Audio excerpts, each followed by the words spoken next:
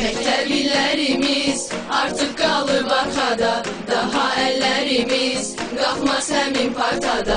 Dolar gözlərimiz bir gün düşüncə yana, bir yolda hərəmiz başlar yeni həyata.